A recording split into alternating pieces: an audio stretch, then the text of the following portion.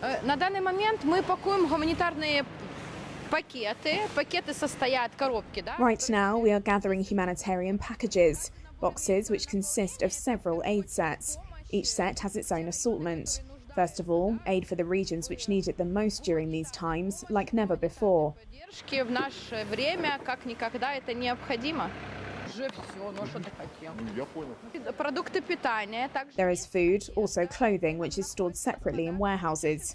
Mostly, the clothing is for the refugees who arrived from occupied regions.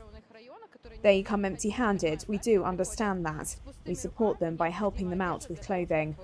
Поддержать таким вот образом.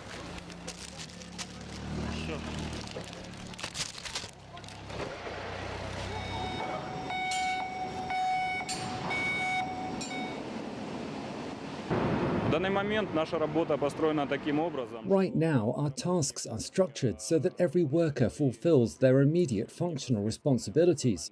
They work and at any moment are ready to react to an air raid siren.